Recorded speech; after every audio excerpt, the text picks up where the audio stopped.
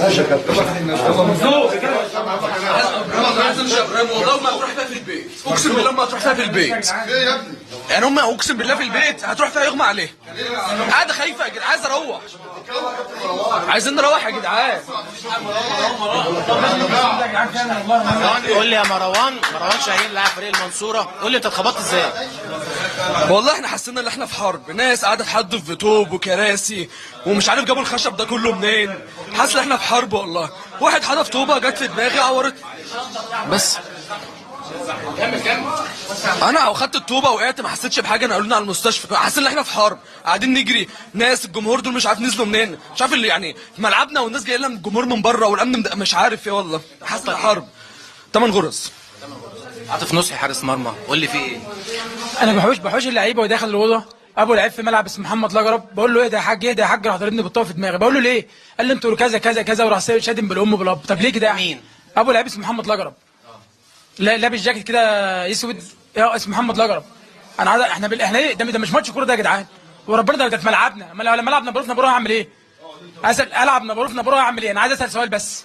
انا بلعب في ملعبي وتعمل فيا كده، لما اروح نبروف نبروه ايه اللي هيحصل؟ عايز اعرف. هتعملوا محاضره؟ انا هعمل محضر، ما هو مش متنازع عن المحضر. ما كل الكلام كله قدام. انا عايز اسال سؤال، انا عايز كاميرات الفيديو تروح النهارده لاتحاد الكوره وتشوفوا لو في لعيب حصل حاجه منه نتعاقب. انا بقول كده.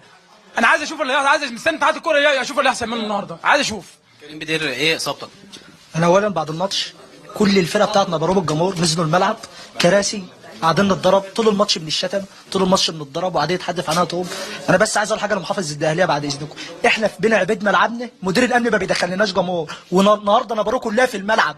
احنا مثلا عايزين نلعب في الاستاد ما بنلعبش، بنلعب بره، لا محميين لا وبرضك بتوع الاتحاد الكوره هيوقفونا احنا، مش هيوقفوا لعيبه المنصوره زي ماتش فاركو. ماشي. هي بص استنى، احنا السنه دي مصدومين من محافظ الدهليه ومدير امن الدهليه. الجمهور بيجي لنا كل ماتش ما بيرضاش يدخلوه، النهارده نبروه الملعب كله مفتوح.